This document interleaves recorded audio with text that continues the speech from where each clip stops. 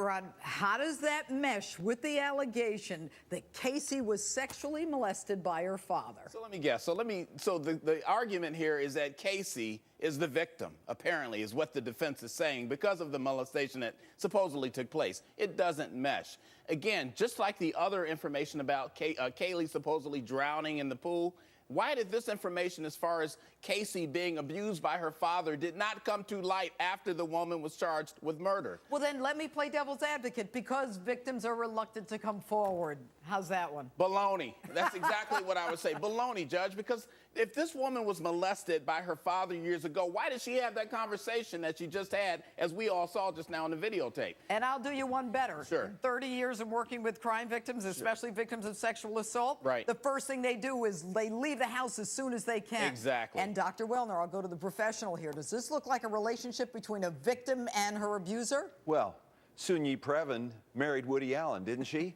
So I guess you can't say that every victim of abuse leaves the house as soon as they can.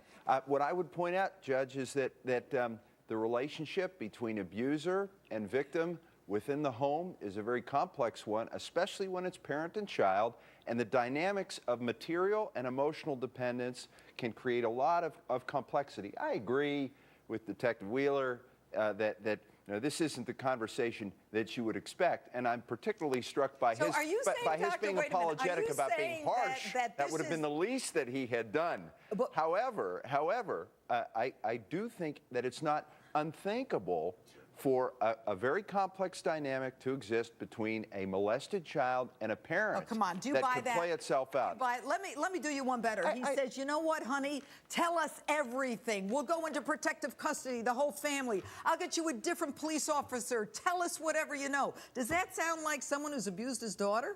What I'll tell you is what I told you before.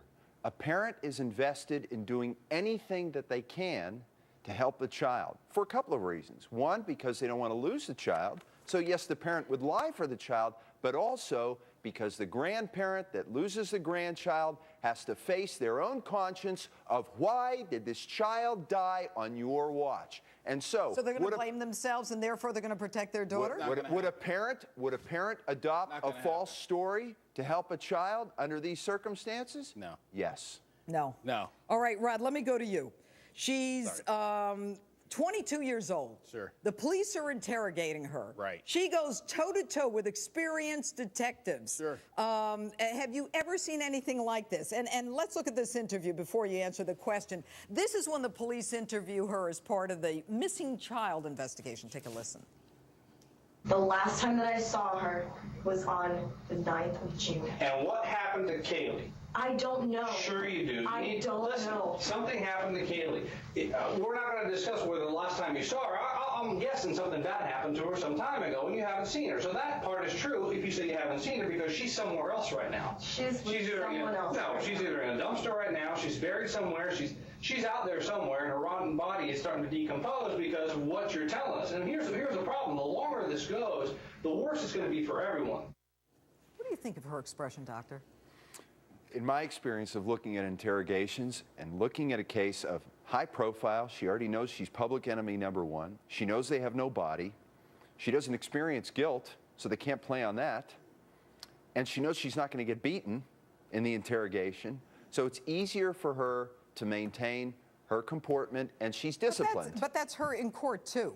And again, she's nothing. disciplined. No, she's not disciplined. All right. She's a cold-blooded killer is what she is, Doc, with all due respect, sir. She could be disciplined and a cold-blooded You're exactly right. But that's what this woman is. Casey Anthony is a cold-blooded killer. Look at the woman's face. Look at her expressions. She doesn't have any reaction. Right, you've been a homicide Judge. detective for years, all right? In D.C., no less. Sure. This young thing going toe-to-toe with these cops every day, lie after lie, Sure. story after story, takes them to Universal. What does that tell you about this woman? That she's a cold-blooded killer, because she knew exactly what to say, she knew exactly what not to say, and she knew how to play the game. And these detectives realized that early on. Let me tell you real quickly, they tried to give this woman an out. And that's why this detective played up the fact that maybe the baby is somewhere decomposing in a dumpster. She didn't take the way out. And why didn't she take the way out? Not because she's some nutcase, because she's a cold-blooded killer. And I hope the jury recognizes that when that time comes for them to make their decision. And I would say that she didn't take the way out because she knew that if she acknowledged any involvement in this,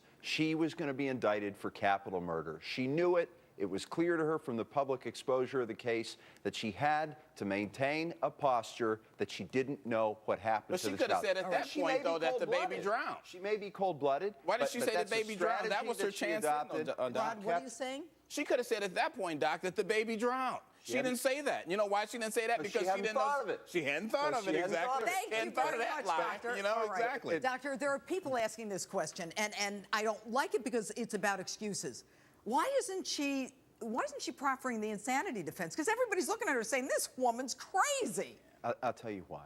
This is a capital murder trial, and there's a sentencing phase. And if she is convicted, there's information that might have been drawn out in an examination for insanity, which would have reflected upon her at sentencing, which would have made it easier for a jury to give her a death penalty.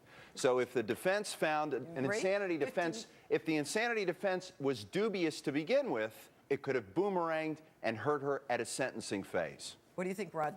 Well, I think that she could have pled anything she wanted to. Insanity or whatever, the baby drowned accidentally. The bottom line is the woman is a cold-blooded killer, and hopefully the jury will recognize that as time goes by. All right, Dr. Wellner and Rod Wheeler, thanks so much for being with us tonight. Now, Cindy Anthony's